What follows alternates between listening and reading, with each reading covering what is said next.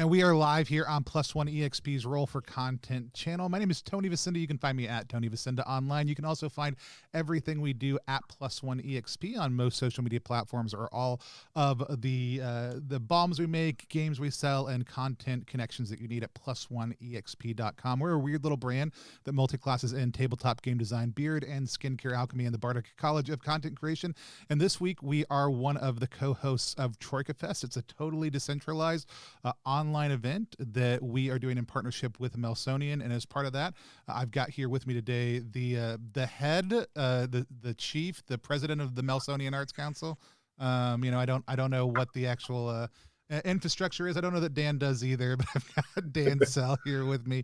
Dan, tell people who you are, a little bit about Melsonian Arts, and where they can find you on the internet. I run the Melsonian Arts Council, which is a role-play book publisher. I wrote Troika and some other things, and you can find me at melsonia.com and various places on online, Twitter, Facebook, that kind of stuff. Flitting around with whimsy. Riley just referred to you as the soft candy-coated tip of the iceberg. I don't know what that means, but hopefully it's a compliment. Maybe. So, no, I actually, the first thing I always just kind of love to hear from people is not anything about design specifically, but what got you started playing RPGs? Like what was the moment at which you decided, hey, this is something I'm interested in, want to try out, and what was kind of your journey into role-playing games? It was accidental because my mother, two things. Role-play games specifically is a specific thing, and it's Final Fantasy books, I guess, is it? Because we used to go to because we were catastrophically poor, so the library was where we went to get any kind of entertainment. So, and they had Final Fantasy books, so I used to rent all those out and play them over and over again and go back and get more. And then you find out about Dungeoneer, and then you learn about Dungeons and Dragons, and then your mum comes home with a what was it? It's called Dragon Quest, some weird thing they put out during second edition D&D, and she's like, "This looks like something you'd like." And I'm like, "Yeah, it's pretty spot on." And then and that was it. And it only had a few. It only had a few missions in it, so we made some more. And yeah, you just, it's pretty standard for someone who grew up in the 80s and 90s in the UK. So Games Workshop, Hero Quest, bits and bobs of Dungeons and Dragons, Warhammer, fantasy, that kind of stuff. And for people who aren't, like we were talking right before we went live, in the US, choose your own adventures was a thing, but fighting fantasy was not. This was basically like, for anybody who grew up with choose your own adventures, it was basically kind of like that, but you actually had stats, rolled dice, made choices, could die not just narratively but practically. It was like a solo role playing game before that was a big hip trend right now in the world. Correct? Mm-hmm. Yeah, that's pretty accurate. And they were written by, is it Ian Livingston and Steve Jackson, but not the Steve Jackson that a lot of people might be thinking of? Well, sometimes it was the Steve Jackson everyone's thinking of. Just the one time, yeah. Yeah. I mean, it's them, and also they get like loads of people who went on to do other things worked for them as well. Like I think loads of writers were involved in that Fighting Fantasy thing when it came out, and a lot of them are still pootling around. That's awesome. And then how did you get into design? Like, were you just like, I'm going to design Troika whole cloth? Was that the first stab, or did you kind of work up through the process and start with designing other things? I mean, I had attempted to do design stuff a few times before at different kind of periods in my life, and I was rebuffed or disheartened in various ways. And I just kind of stopped. But yeah, I think I started really doing design stuff or writing, whatever you want to call it, because I saw an article about how to make a zine, like physically, like get a printer, have a stapler. It's like, oh, that's easy. I can do that. So I did, and then I did it some more, and then it just kind of just carried on from there. Like Troika specifically was written. Why did I write it? I can't remember why. I was like specifically why I was like, I'm going to write this particular book. It was just yeah, I don't like Dungeons and Dragons especially, and yeah, and like yeah. So I made a game like what I would want to play and write for. I think that's also the thing. Like I didn't enjoy designing for Dungeons and Dragons because I've done a few things. I've done a couple of adventures and bits and bobs, and it's just annoying. It just doesn't mesh. So Troika was specifically for me to create a framework for me personally to design other things much easier and quicker and more happily. Yeah.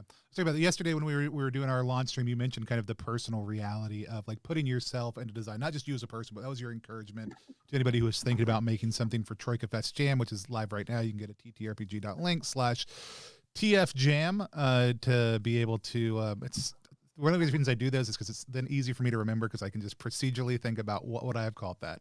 TF Jam to be able to check that out, see the submissions. There's almost 40 people who have put in third-party content for Troika. But you talked about, putting something personal in to the design. So as you were designing, the system, the mechanics are familiar to a couple other systems for people who might be kind of familiar with that background. So it wasn't the mechanics, but a lot of the unique things about Troika come from both the specific things that it does with backgrounds, provisions, a couple other pieces like that, but also the spaces that it leaves open as well, that it doesn't close off. And tell me a little bit about that process for you. Like when you say it was a little bit more of a personal choice, what were some of the things that you were personally looking for in that design process? Well, I like being able to work on things in a very kind of compartmentalized way, so that you can look at one thing and go, oh, that's beautiful, that's finished, and then you put it on the pile and it's like, right, there's only a million more to do, but like, oh, this is beautiful, this is finished, and then you do the next one and you just feel good about it. If you're just like because I always hated like it's like I did like creative writing at university, and I always hated doing long prose things because it's just like, oh, I go like, this is this gigantic thing you got to wrestle with, and it's just it's fine. Just get rid of it as fast as possible. With these little things, you can play with them forever and ever, and they'll get noticeably better and improve tangibly, quickly, satisfyingly. And that's what Troika was designed for me to do. Like, I mean, even like the largest continuous, shall we say, like bit of Troika is the rules, and that's not exactly beefy. And I even break that down into war game subheadings just because it's easy to think about in that way. I mean, I also hate prose rules. It's just exhausting. Don't chat to me. Just give me a list of what I do. If we're talking procedures, give me procedures. Yeah, as somebody who's prone to verbosity, like I love writing expansive rules, and then when I sit down to read them, I'm like, this is beautiful and no one's going to want to read it. Like I end up cutting it back to like, here's the funniest joke I made or the most crystalline thing I said, plus the actual mechanic that you need to be able to do it. Like, that's it. Like, that's all that makes it in. But it's like, it's a third to a quarter of what I originally will write and then cut back to the actual, just like, here's what people actually want to know.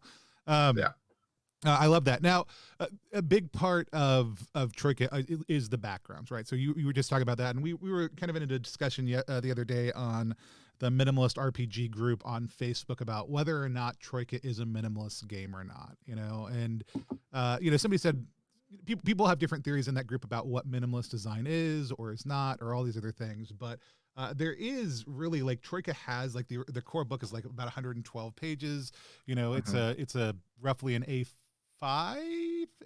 What is this? A5? A5, a little chunky A5. Yeah. And so like, it's not a ton of content, right? It's roughly about 60 normal American pages of content. But within that, every single page has a lot of lore and other stuff built into it. A lot of the backgrounds, though, could easily be reduced to, create a name, write a couple sentences of evocative prose, pick 10 points worth of skills, give them, 3 to 5 possessions, and then you've got a character background. It's not compact. And you could have just written that down, and then that could have taken out, 36 pages of the book. But the reality is, so much of what I love about Troika is reading through the backgrounds. It's the reason I'll pull it down off the shelf when I'm thinking about other games or other design and read through them, is because I'll look for ideas on an enemy, somebody who my character's be encountering as an NPC, some sort of fun piece of whimsy that I want to incorporate into another game I'm playing is always the reason that Troika would come down off the shelf, was primarily the backgrounds, right? Like that's the number one thing that I would get excited about. And to lose that down to just a very minimalist, well, just here's how you make one, would have robbed me, at least, of a whole lot of joy and exploration of the system itself. I think that loses the point of them, though. That's the thing, is that the backgrounds, I suppose, like everyone makes backgrounds differently, which is good. And I guess like it's an argument against the minimalist thing, is that backgrounds especially are maximalist, if anything. Like they are like that iceberg thing. They are a tip of absolutely ridiculous, wasteful iceberg of experience of some sort that the person has had. Like, I mean, like in simple terms, it's like if someone wrote the Silmarillion and then just wrote a background for a giant spider, but they had all of that book in their heads and they just chucked it away because no one wants to read that. So you just have this one tiny thing that expresses that kind of weight, because that was like the other thing as well with the brevity of it is supposed to get that feeling of mythology, because it's like it's like when people make up mythology and when people read real like mythology stuff, you can feel there is a difference. There is some kind of like confusing weight behind the real things, and then the fake things tend to be all front loaded and thin. Yeah, they almost feel like they're grasping at the real thing, right? Like like every attempt to sit down and write mythology feels like an attempt to create Zeus or Hercules or create all I have is Western examples at the top of my head, unfortunately. But to grasp at those things without doing the exact same thing. And oftentimes it shows in some of the best world builders, like some of the people who do some of the best creative work that I fall in love with, are people where they embrace that to the point where they almost push through it on the other side. So you need that thing. So like when people are making their backgrounds and stuff, they are, one background will be like, oh, I spent this summer reading like Terry Pratchett books, and this background is that just boiled down to some kind of syrupy concentrated thing. So they're incredibly wasteful, just kind of creatively, which is great. So it means that when you get them, I like the concentration thing works now, because when you get them, you water them down, turn them into your own little thing, dilute them to your taste. So, and there's no conceit of balance in the let me re-say that again because my wife will make fun of me later. There's no conceit of balance in the the way that you do that, because I can't pronounce that word correctly off the top of my head. I never have been able to, for whatever reason. When you create them, Josh is commenting on this over on Facebook. I find backgrounds are great for setting the player mindset and getting into the game. It throws the idea of balance out the window so that you can embrace the weird and just do fun things. And that's a huge part of what Troika wants you to do. I also think it's a huge part of what's intimidating to people when they approach the system. Like, I'll get people who immediately jive with Troika and they fall in love with it. And there's other people who are like, is there even a game here? Like who don't even seem to be able to see what it is they're supposed to do. Where do you find yourself at in a lot of those conversations? Like, how do you respond to people who have a hard time embracing what makes Troika Troika? I don't think I get in those conversations.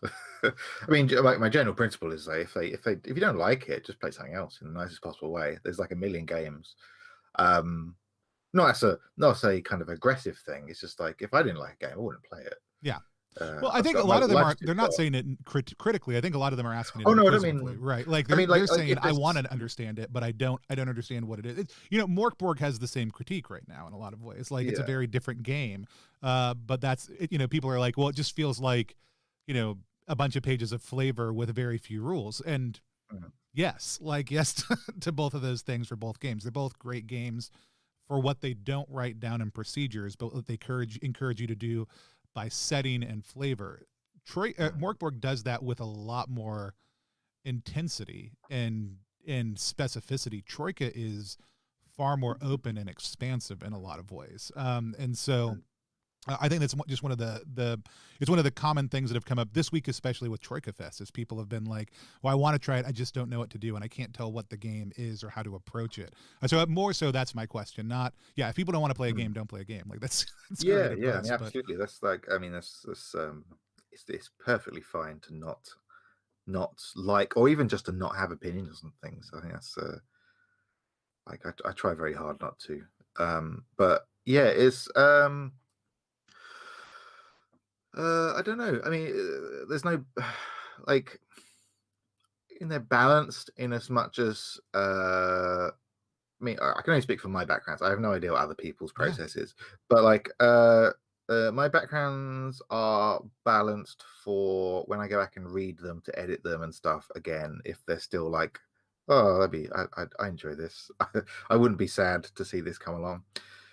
And yeah, I mean, the rules are only there to add to, like, I mean, it's not like, you know, it's not there's not like flavor text and then stats. I mean, they're all the same thing. Like the numbers underneath will also provide information. The numbers underneath don't aren't there to emphasize what you just said, because that's a waste of space. Like the numbers underneath often will have some kind of like other thing, some little hidden suggestion or joke, or just something silly yeah, that is in addition to what you've already read, which will hopefully people will either see it and go, oh right, yeah, that's funny, or it'll come out and play and it'll change your perception of what you are. And that's how they're balanced. I mean, when people say balance, I suspect they mean how quickly can I kill a dragon, and yeah, I don't care about that, especially. yeah. Don't fight the dragon. This is my recommendation. Jiba says the backgrounds feel like they allow you to hang your hat on different parts of the character. I think this emphasizes what you just said.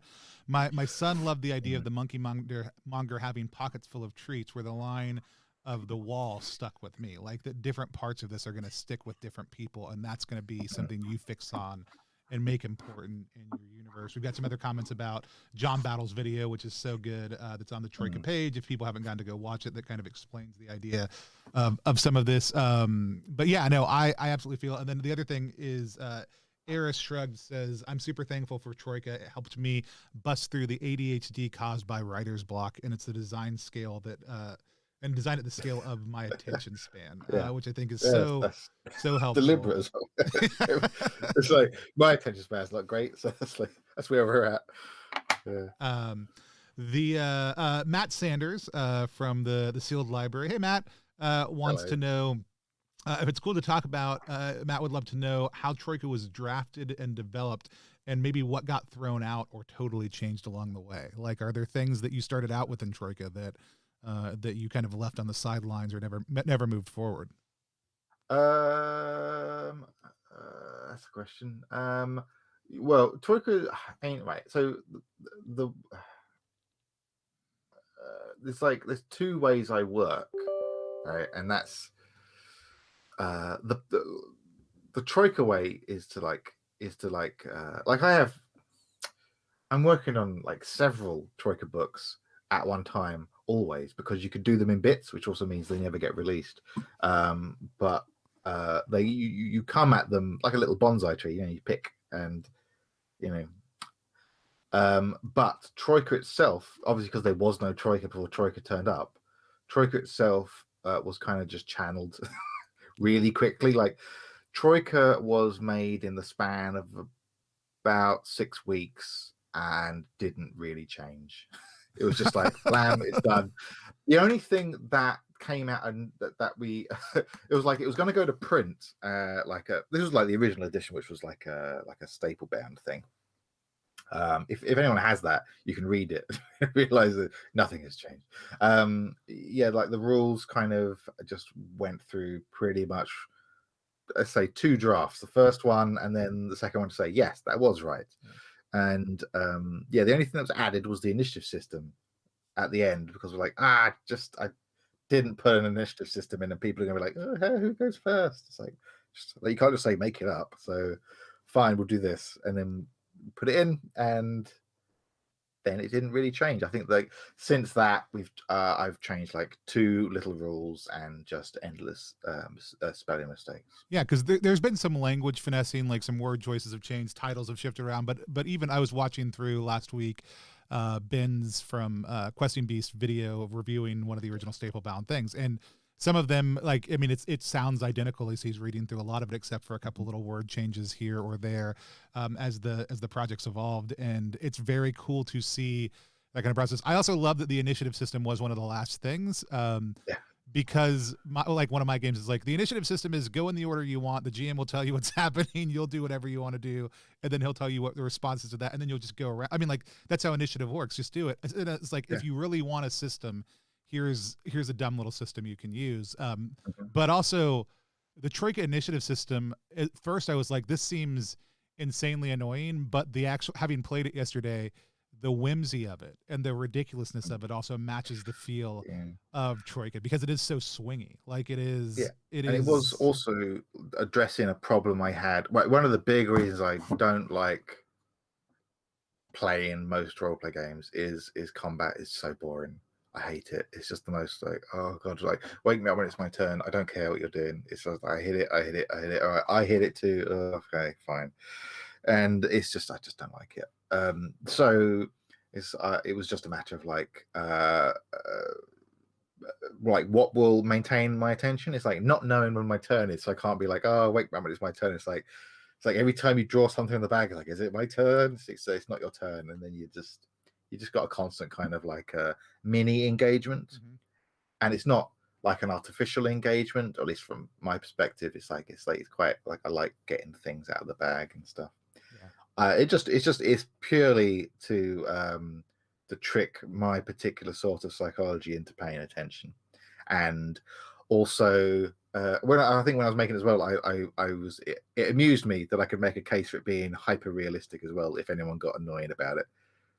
I love the rationale in the book, like that the procedural way that combat is typically approached is absolutely ridiculous, because that's not how people react when all of a sudden fireballs start shooting or guns start going off or explosions start happening. People start punching each other. The vast majority of people freeze and get out of the way and don't want to engage in this. And then some people are deep into it. And this is kind of an interesting way to embrace some of the randomness of that reality. And that feel, like I said, having set in it, it was the one part at which I think when I say like, it would seem so weird. It was, as a GM, I would have no idea how to approach this, because as a GM, you're oftentimes thinking procedurally and you're not thinking about some of these other things, but it's a procedure that it frees not just the players from that and engages them in anything could happen at a moment, but it frees the GM from falling into calculating what your NPCs are about to do, because you also don't know. Like you have no way to wrap your mind around this. And I think that's incredibly helpful on both sides. I think it's important to note as well that it's not something that appeared out of a vacuum. Like it's just that roleplay games seem to think that they've solved initiative, and every time they reinvent it, it's just the same thing again. Where like in war games, which I'm not like super deep in, but like I play war games, like Hex and Chits and all that kind of stuff.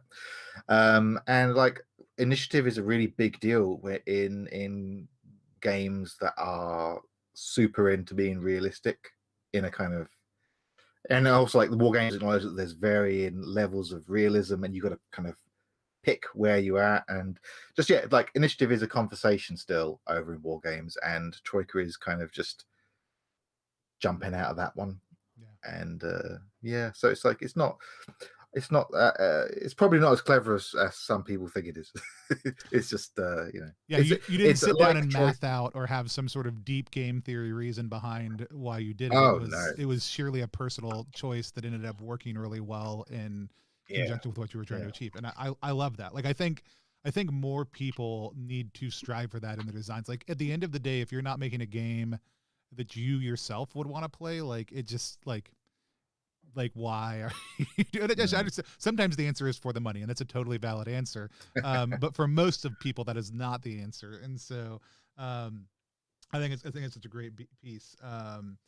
The let's see what else we got. Yeah, Troika initiative begs you to pay attention as opposed to going into standby mode, especially since you can still act on enemy turns. I think one of the big things that made Troika so special to me is that it's easy to do. Whatever, I can write an interesting creature, background, item, or even spell by only thinking of a concept and assigning its roles to something. If it has a bonus or a negative or something, boom, it's there. It works perfectly, and it's so mathematically simple. And T Big Life, your English is great. No worries. And so, but no, lots of love out there. Lots of people on the stream. If you have questions, drop them in. I want to talk a little bit about the business side of things, though. Yep. Melsonian Arts is a company that I was super excited to partner with for Troika Fest for a number of reasons, but one of them is not only not only have I loved the system but never gotten it to the table until yesterday. It is I love the way that Melsonian approaches collaboration, that Melsonian approaches engaging the community, and the willingness to thumb its nose at other people individually. And as far as I can tell, it was really interesting. Like I went to go find out like who, because somebody's like, oh, you should talk to so and so, and I was like, I don't know who so and so. Like I know Melsonian Arts exist. I know that Dan created Troika along with other people. I can look in the front of a book and see names. That doesn't tell me anything about a company. So like who is Melsonian Arts Council as far as like who, like I know there's different staff members, but I think just to give people a sense of scale, because a lot of people have no idea how big or small a company is. What is kind of the way Melsonian Arts works? Well, it's Melsonian is a lot like Troika because it is just it evolved around kind of catering to my ability to do or not do certain things.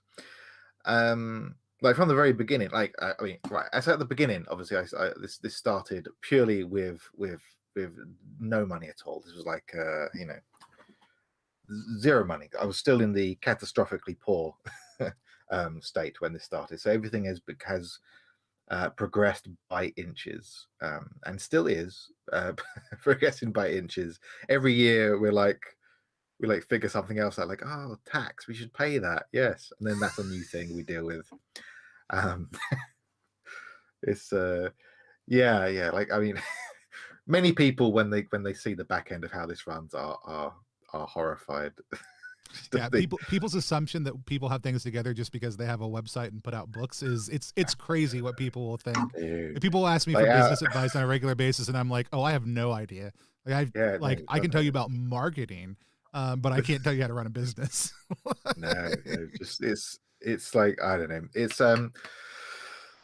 yeah, everything we do is pretty much done in response to a problem, and it's probably a lot to do with just being lucky enough that no problem has arisen that was especially serious that we couldn't handle. But yeah, so I am the only like what would you like staff member, I guess. I'm the only person. I'm the person with the keys to the safe. Right. I guess that's my thing. And I run the shop, and I do all the marketing, and I was doing all of the post up until about 2 weeks ago. So that's great to not do that anymore. But yeah, and there's also we have full-time freelancers who just get paid on a monthly basis. We got what, one, two, three people who are working full time. I think 2, 3, something like that. There's a number of people, and we just kind of have a regular cycle of people. When we have a job, we'll go to them and say, "Here's money. Do the job. usual, please. Yeah, do job." And then it also go the other way around. People be like, I am poor, give money. And like, okay, draw this. And then, yeah. So it works both ways. Sometimes it'll be, I have a project. Sometimes it's, we need a project. And it's pure chaos. Yeah. Phil Reed from the other Steve Jackson games, who's CEO there. One of these days, he says he'll figure out what he's doing also too. So you're in good company. So That's right, yeah. yeah, no, it's always so interesting when you talk to people, because that is kind of universally where a lot of I think a lot of people are at, and it doesn't matter how big or small. But again, I think one of the other things, and we'll look at academies in just a second also too specifically, but like you guys are officially the other world's most popular tabletop role playing game. A willingness to dive into titles like that like Troika's the perfect system to do that in so many ways because of what it comes out of and grows into, but you're very willing to lean into kind of thumbing your nose at other people, not in a, I would say not in a cruel way, because I think most of the time you're punching up and you're engaging positively in a dialogue around why would you call your game, like, I mean, even if it's a true statement, like saying things like that has a cultural impact, right? When somebody says that they're the world's most popular RPG. Very possible, and statistically absolutely true. But, the ability then for people to respond to that, I think, is absolutely beautiful. And I love that that's become a thing you all have doing. Tell me just a little about leaning into that and the choices around some of that stuff. Well, it's kind of, I suppose it's kind of like running the kind of the forward facing anything. I mean, even if it's your own forward facing kind of elements or businesses or whatever, marketing as well. I guess you might you'll know more than me, but like it's basically magic. You're doing magic. You're saying a thing to create an effect. You're not saying a thing to be like, the cup is over on the table kind of thing. You're saying something to do another thing. And that's or to present an image or something like we've always been fairly decent at being quite misleading with how professional and together we are, which I think is important.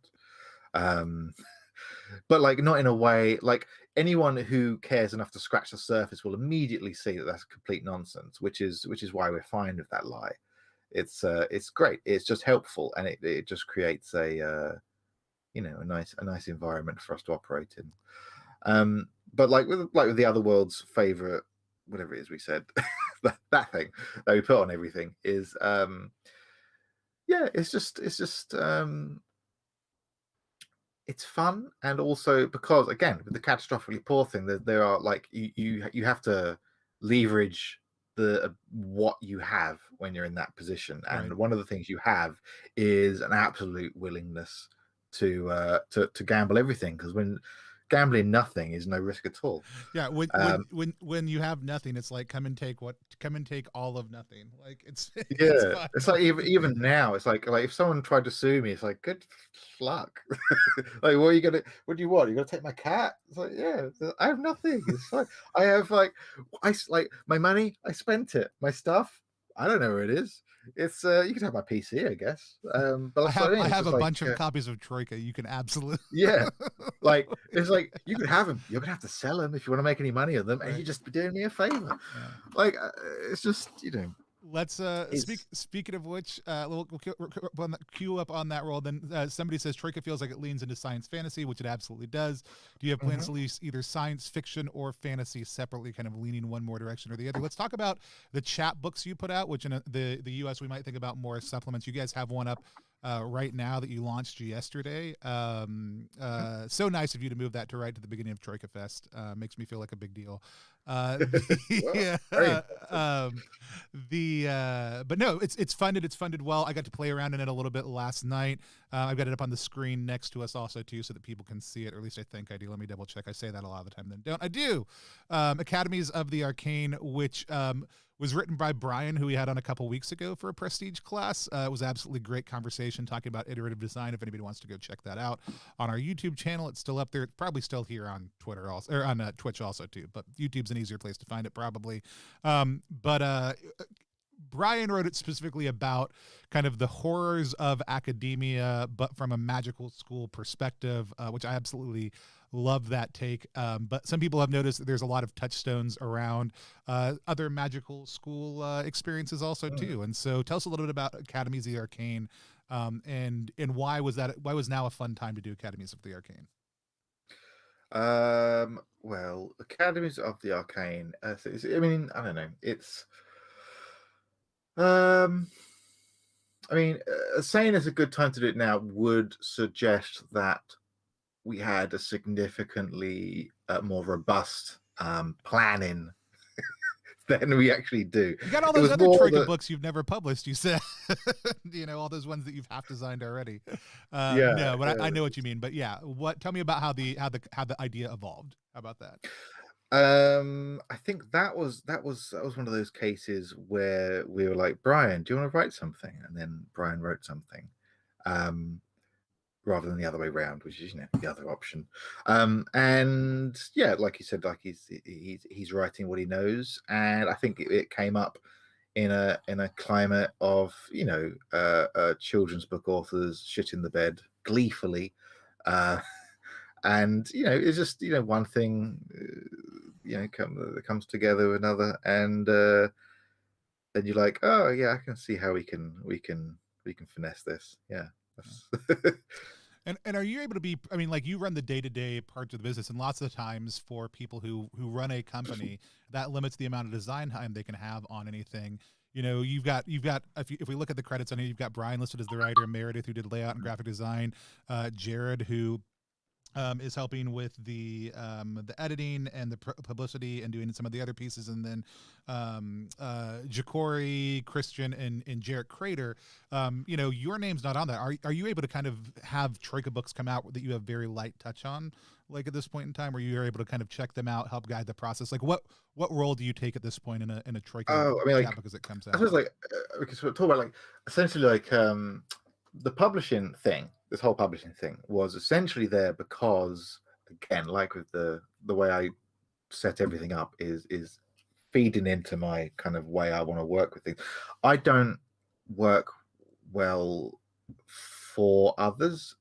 It's not like a moral stance. It's just just how it is. Like I can't. I'm just terrible. I'm a terrible employee. I'm a terrible collaborator. Just don't ever trust me to do that kind of thing. But I can be told what to do and then go away and then probably do it and then come back and it's all great. But just so that's how we work. Like ideally this whole thing would end up with me not having to do anything except write in my stuff. I don't take any real pleasure in selling stuff, and marketing is horrifying. And even the oversight, I would say I got really horribly successful and had employees and insurance and VAT stuff, I would probably have the smallest amount of oversight. I would look at it and go, yeah, that looks great, carry on. just I guess just to ensure. Well, I know I do feel there's if I got I have to worry about these things. If I got gigantic, then you'd have the problem of you'd get Gygaxed. You just get pushed out. I don't mind being pushed out of my company. I just don't want the people that I'm with to get kidnapped. No, I'm a barrier between them. No, yeah, it's been a pleasure to work with the team. It was such an interesting thing as we kind of approached this conversation, because it was Troika Fest was Jarrett, who is a freelancer who does editing, layout for a number of people, including Melsonian, was asking me about something else. I was like, hey, what do you think about this idea for this kind of game fest thing? Then we moved over to Hi and Jared talking about stuff after, and they checked in with you on pieces, but it was our first time actually interacting with each other was in Discord like last week, when we were setting up this interview, which is great for somebody to basically have a group of collaborators. Like, and I think this is kind of what most people kind of idealize as, like, well, if we just had a bunch of people all working together who really cared about these projects, then they would happen and they'd come out and they'd be beautiful and cool and get produced on a timely thing. And Melsonian is actually doing that in a way where everybody's comfortable taking ownership.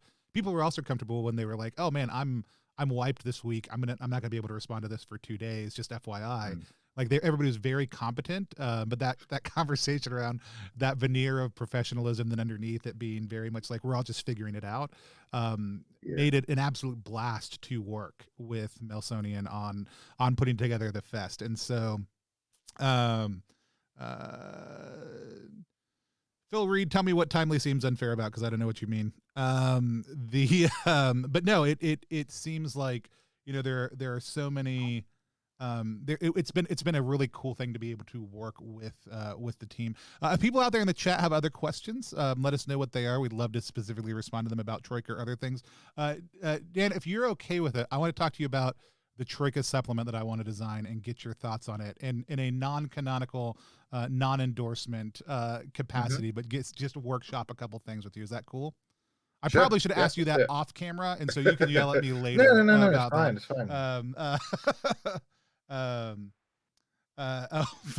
Philip Reed said, I mentioned work being done in a timely manner, and that seemed unfair. Philip Reed, who turns out numerous Kickstarters. I don't know if you've interacted with Phil. Phil did 12 Kickstarters last year and has done a number this year, and just decided to do one for Troika Fest last week. It's live right now. You should go check it out. It's the Purple Bonbon EP. It's on the Troika Fest Jam. You should go back it right now and get a CD copy of that. He's an absolutely phenomenal creator who I've been lucky to be able to sit down with. But we at our company, like, our flagship system is a dumb system that in a lot of ways for me was the same thing. It was what kind of game do I like to run and want to run? What are the things that are important to me? What are the things that aren't important to me? But I also pick weird gonzo themes and then just lean into them way harder than I should. And so it's beard stuff and alchemy stuff is a lot of what we rotate our brand around. And so Troika doesn't have an alchemy system in any way, shape, or form. It does have spells and magic. So it seems like it's screaming for it. So I want to ask this question first. Was there a reason alchemy was not important, or was it just not a thing that ever came up when you were considering Troika? I was making an alchemy thing at some point, and then I realized this is going to be bigger than the actual book that it's going to be in. So nope, get rid of that. No, it's like, I mean, I think alchemy is really cool as an idea. We're talking like gamey alchemy. Yeah. So like whipping. I mean, obviously, real world alchemy bleeds into that a little bit, but I think alchemy. Yeah, alchemy as pop culture recognizes it, I think is just like, it would be really cool if done well. Like I was thinking that, like, you could have like little lists of things that the monsters would have. Like any kind of, like, Traveller is probably one of the few games that I look at and go, oh, that's better than anything I could ever do. Like, I feel jealous of this. Not that I feel like I'm some kind of, like, amazing thing. It's just most role-play games are not very good. They can cancel me later, it's fine. But like Traveller is amazing because you look at the systems and they're like, I'm going to be able to sit here for 2 hours and not do anything as the game. Like, the player's gonna be like, right, if we go here, we can sell this for this amount of money, and then we can take it here, go here. There might be pirates, but it doesn't matter. We'll go there, do this. It's like, oh, that's beautiful. Like, I would love that both as a game runner and also a player. Just like here is the stuff. Like, here is your kind of. I want a refereed board game, and that's what alchemy could be. I think. Right. Just you could do. But the thing is, you'd have to create some like a really fun system, and it'd be really important where you positioned the games master in that system. Yeah, so my stab on Troika alchemy is going to be this as a base skill, because I think that the question is, how do you not that Troika cares about balance a whole lot, but in the conceit of, hey, you're designing in a system that already exists and has spells and other stuff like that, how do you make potions fit into that? I think I want to make it skill based, obviously, like for rolling, but Uh, but basically, that when an alchemist has an appropriate amount of downtime, which I think would be determined largely by like you're going to spend a day in whatever space you need to actually do alchemy stuff based on whatever your GM tells you and how the world that you're playing in evolves in the classic Troika fashion. It doesn't need to be spelled out. You just need time and space to do it, right? Like that's and ingredients. But basically every potion is going to have a skill cost, and you can make up to cost in skill between sessions if you have the space and the time to do it, right? And that potions will work like skills also. You either have them or you don't. If you have access to a formulary, you can make it at skill 0 essentially because you've got the recipe right in front of you. And then we're like just going the to make Witcher kind of alchemy. do what? Like the Witcher kind of alchemy. That kind of like, oh, I can stab things better now. Yeah. Right. Well, yeah, and then no, not just that part. Like it'll be a skill, so it'll be crazy potions that do weird things also too. Just like I went through the spell list and pulled out, hey, this spell absolutely would just work perfectly well as a potion also too, and other ones that are like this wouldn't work at all as a potion. And so some of them will do crazy magical things. Other ones, will boost other things, but you'll buy them like you would take an advanced skill or spell. It'll just be formula that you've memorized. Or you could use them like advanced skills that work like luck, like diminishing as you use them as it leaves you. All kinds of I could see that working. That'd be really cool. And then but it's also like the concept of going around and basically saying like, hey, you went through the, if you're just in the starter adventure in the book, what is the slime of the Slug King?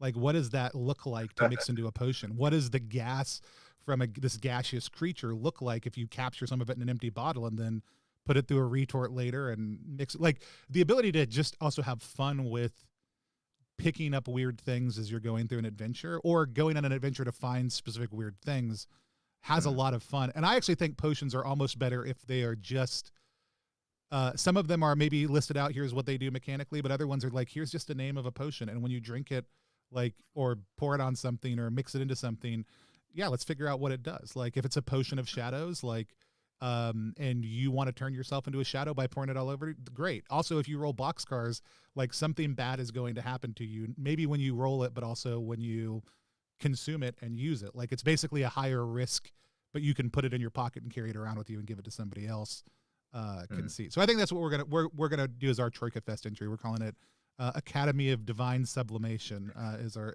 working title right now. But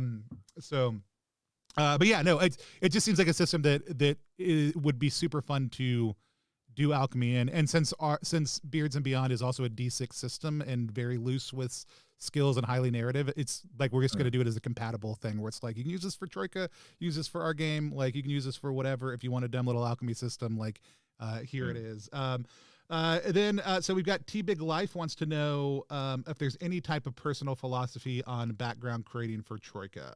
Like when I know we've talked about this a little bit already, but when you sit down to make a background, are you talked a little bit about the kind of the mythology piece, but are there certain things you are usually drawing from or places that you're thinking about when you do that? It's the backgrounds are, I think, like I said before, the backgrounds are really greedy. They want a lot of what, like, what's inside you to make them. I mean, the good ones. I like. Again, I'm only specifically talking about myself. Like, I have no control over how other people do things, but like for me, they're very wasteful with material. And they usually are drawing from just like novels I read as a child or recently, or just like brainworms. You get sometimes you just get something stuck in your head, and then that needs to come out. So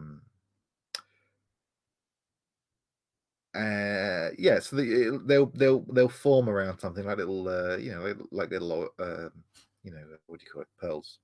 You'll get something stuck somewhere, and then you'll build around it. It could be a skill, it could be the name of something. It could just be a word or a little sentence you got stuck in you, and then it pops out. But like specifically, like it is. A lot of them are obviously from books. There's like a lot of Gene Wolfe in there. I think everyone's noticed by now. Lots of Gene Wolfe in there. I think that's because I just finished reading a load of Gene Wolfe when Yeah. I first started writing it. It's like, yeah, it's just I'm cannibalizing this. This is mine now. And yeah, I think that's the healthy way to do it. I think the best way to write anything to do with like what do you call it? Like setting material is to write loads of setting material and then throw it away and then write the detailed things as if everyone knew that already. Like have the setting like I have a lot of people think that like I hate when people say gonzo. No offense, obviously, but like a gonzo is just like it's so annoying. They use it for everything, and it's like Troika is not. It's factually not gonzo because there is there is a true and correct answer to what everything is. Like like everything that I write in these things is like I know the answer and I'll never share it because that would be boring. Because the answer is nowhere near as interesting as being like, what is this thing? And then you figuring out what this thing is because that's fun. So like every time someone took like even in our own public was it Front of Benevolence talks about the wall, as far as I'm concerned, that's completely incorrect to how the wall. I know how the wall is. Like it's that's not it. But that's cool and that's perfect. And and people like I've seen people have arguments on Twitter about I don't know some like aspect of certain things like oh the pond pisses and stuff often come up with that, and people have really strong opinions about what they are and what they aren't, and they're usually wrong, And you're and that's saying, yeah, great. and you're like, and none of them are right. Yeah, it's like you're just like So it's not about like essentially the difference is it's not about there not being an answer. It's about for the fact that like because that would be the Gonzo would be like there is no answer, yeah, none of this there is an matters. Like answer. the You answer is can't there have is it. an answer, but the wonder and awe that you can experience around trying to discover that answer is more Yeah. important than knowing the answer itself. It's like it was cool. Like the book is the numinous edition. It was not just a funny word, which it is a funny word to use. It's I mean it's accurate. Like the numinous is that the numinous is the feeling of the presence of God, you know. And that's you want you when you read a thing in a way you want to feel that there is something bigger, there is something unknown, and because it like it's a bit of a forced comparison, but like you when you read these silly little things you are in a way getting that numinous feeling of something larger that is unknowable. It's unknowable because I won't tell you. It's not it's not as complicated as a a divine Daniel like singularity Daniel or isn't something. saying that he has a god complex, but he's not saying he all does. all I'm I'm not saying I am God, but I'm not saying I'm not. That's right. So yeah. Play to find out. Yeah. The let's see what else we got here. What was the process by which Permian nations came about? Permutations was a what was that like? Uh what was the circumstance that came out of? And I think that permeations was is also it just I don't have it in front of me to hold up. I don't because it's one of the few I don't have. It's My Little Ponies slash dinosaurs. Correct for yeah. anybody who's not familiar with the book. Every loves both those things, and that's yeah. She just wanted. I think she wanted a job. We wanted a book. It was a great combination, and then she just channeled her to like it's extremely Troika because when she said it's like oh it's going to be like My Little Pony, and these are not dinosaurs. They're synapsids. God damn it. And yeah, that's brilliant. Like two things that together at last. Yeah, and then it was just yeah. The point was that it was like a really idiosyncratic project that had like we trust her to make something really good. She did, and yeah, I think it came out great. Awesome. Riley really loves right as if everyone knew about blank you're setting already. This makes so much sense. I was thinking about how and why the backgrounds are so evocatively full of implied setting.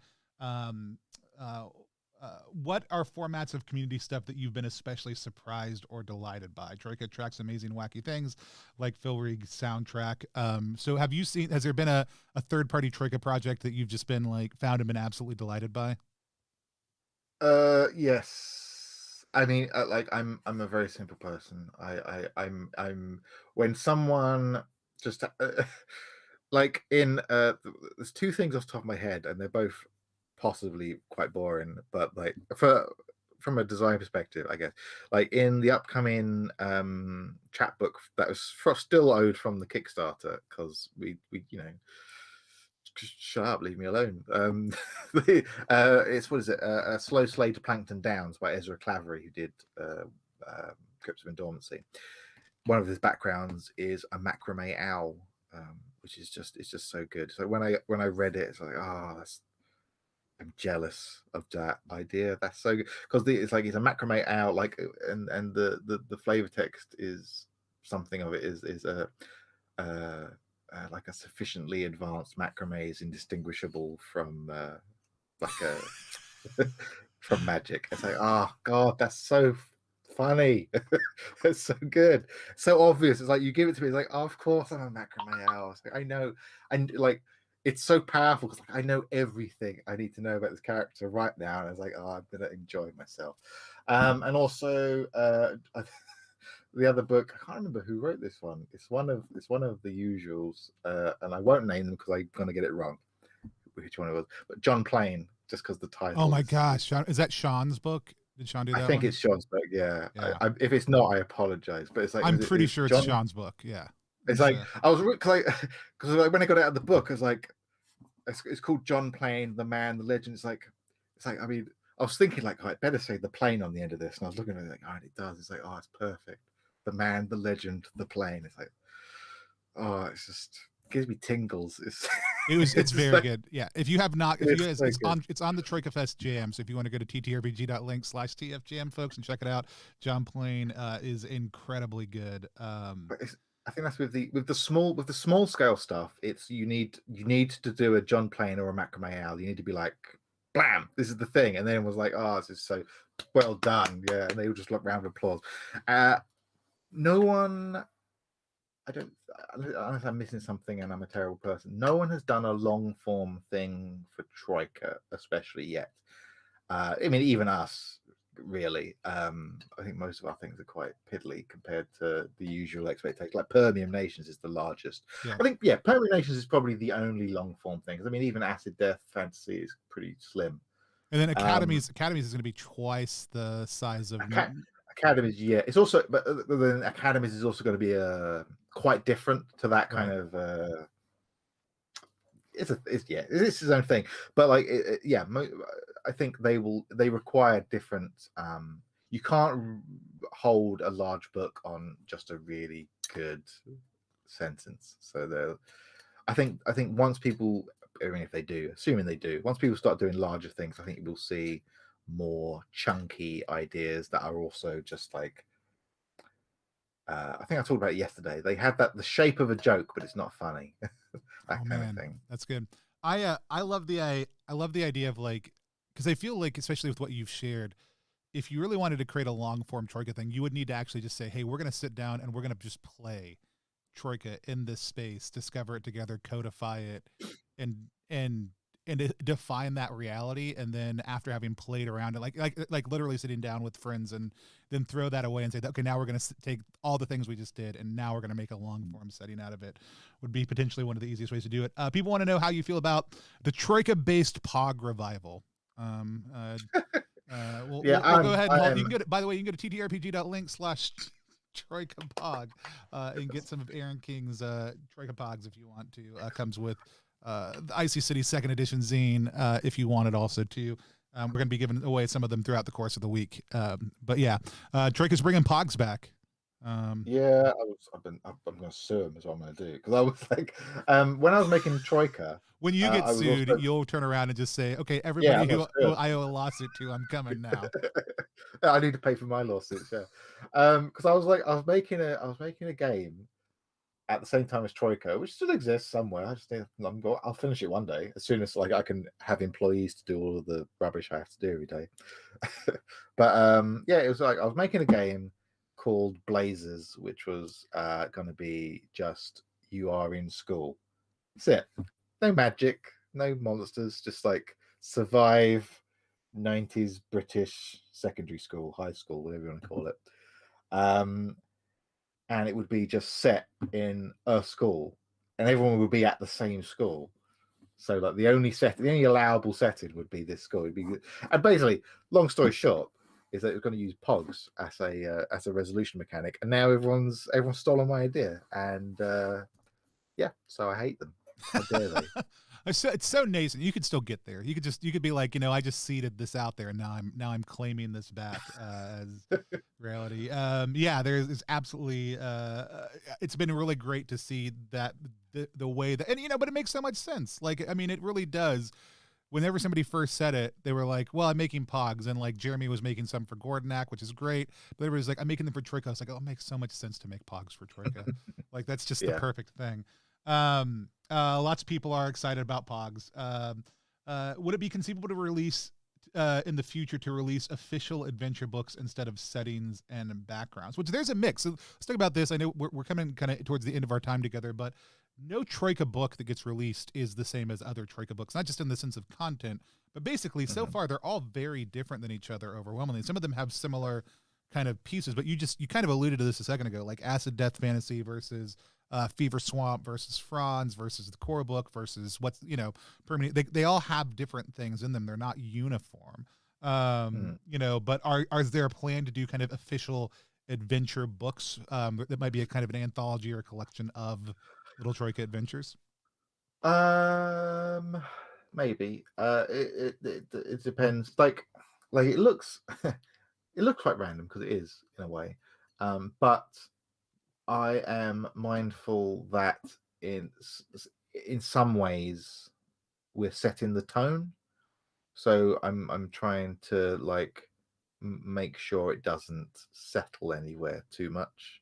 But adventures, possibly. I hate writing adventures, but I have some adventures I'm working on, which will probably do the trick. But it's about trying to find a way to express an adventure in an interesting way. I think most adventures are kind of boring, and like I look like and they're not boring, and it's like they're just exhausting. You just look at them and just like, oh, I don't want to have to do all this. Like, I can't remember all these things, right? So they require too much of my energy to do. Like, I want something somewhat procedural, something like the Blancmange and Thistle is exactly what I want in an adventure, because like I can see it all, I know how it fits together, and if I hate something, I'll just change it.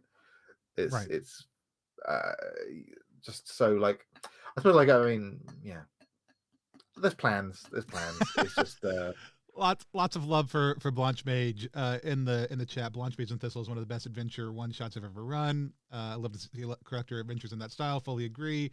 Gadfly says, I can't wait to pick up some new Troika adventures.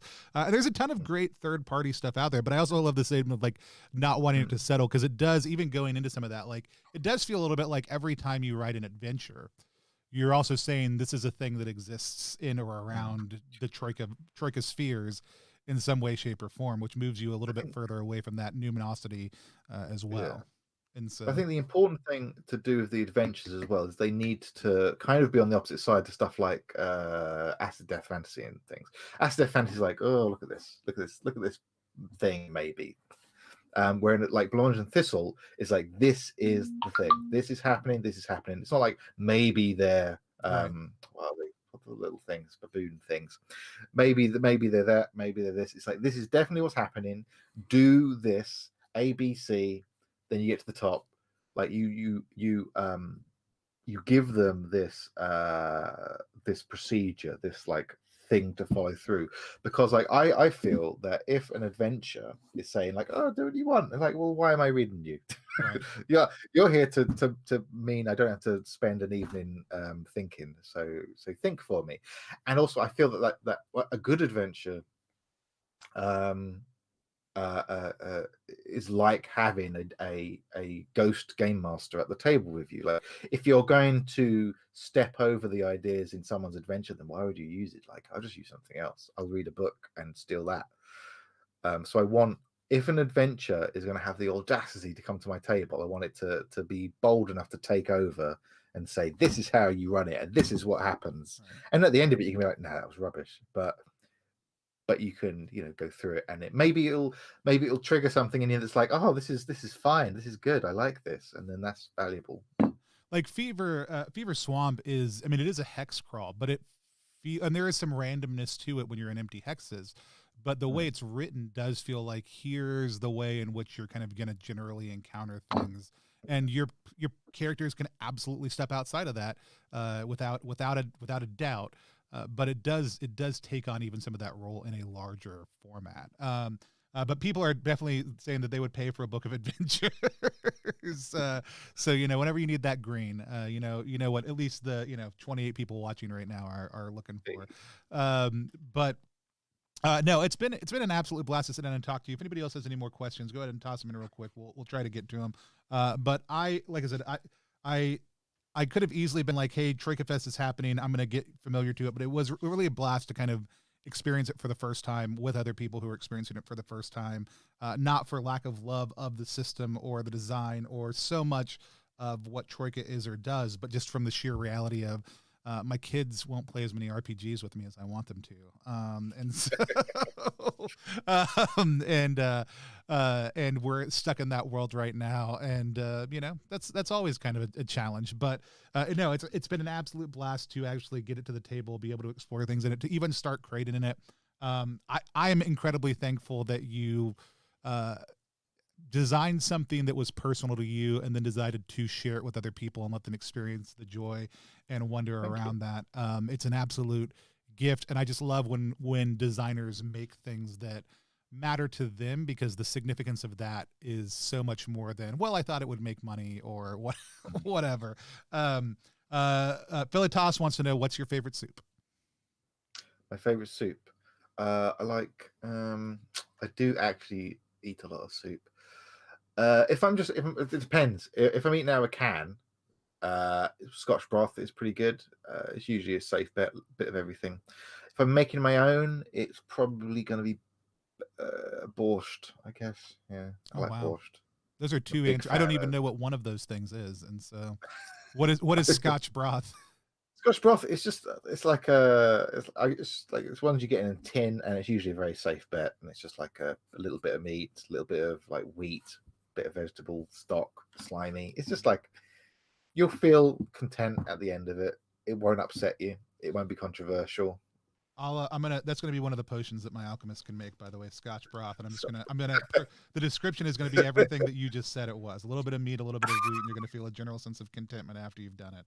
But also, if you roll box cards, it might kill you. So oh, that's another really important thing. Like, another secret Troika recipe that a lot of people have cottoned onto is that you've got to have the occasional like reprieve. When you do a giant list, you got these bangers, and then you'll just have like Scotch broth. It's just like, what am I going to do with that? And that's the joke. Nothing. You're going to do nothing with Scotch broth. It's stupid. And then you just, but then also Scotch broth might save the world at some point in time as well. Because one day Scotch broth will be important, and everyone at the table, that'll be the most memorable thing they ever do. Right. Somebody will be like, why did you put advanced skills into Scotch broth formulary? And they'll be like, look, now it matters, like it absolutely matters at this moment. It's like it's been an absolute blast. If people want to find you online, again, what's the best place to find you? You can find me on Twitter at Ignis1. I don't pay a lot of attention, but you can definitely try. It's pretty much the only place I'm even remotely contactable. Like Discord, if you can figure out how that works, I'm always available. Oh, there's our Discord server, which I off the top of my head don't know how to join, but You could probably find someone who does know. Oh, I can absolutely figure that out in the next 10 seconds for people and make that a reality. I am present and harassable. So I am at least I'm at least going to be able to drop it into the chat right here if anybody wants to hop over on the Discord. It's a super enjoyable. It's very low key. It's been a great place. Also, if you want to check out the Troika Fest Discord, if you want to see some of the other things that are happening, hop into Open Games. We have one happening tonight, but it is full already that Nick from Monkey's Paw Game is going to be running Time Knife. It's kind of a dungeon crawl that people are going to be going through, but that one is full up. There's a couple other ones. Christian from Melsonian is going to be doing some a couple of different ones also too. We've got Richard Ruane on Thursday night. Tomorrow night, drop the Troika Discord in there because I've got to look at another screen right now. I need a third screen, which is kind of insane to think about sometimes. Tomorrow night, we're going to be playing a third-party Troika piece called "So You've Been Thrown Down a Well" by Madeline Ember from Ember and Ash. I'm super excited about it. Basically, we'll all be playing as people who have rightfully been thrown down a well for some sort of grievous transgression and are dealing with that reality. Once we get to the bottom of it, Fiona Geist, who is one of the regular editors for Troika, is going to be hopping in on that also as our GM. I'm super excited about that. Madeline will be playing with us. We'll have a couple people from Plus One EXP and some friends of mine from the Brain Trust who will be hopping in on that also. So if you want to come back tomorrow night, that's at 10 p.m. EST. So if you're in the UK, so late you can wake up early to watch it. And if you're in the US, depending on what time zone you are, it might be perfect for you also too.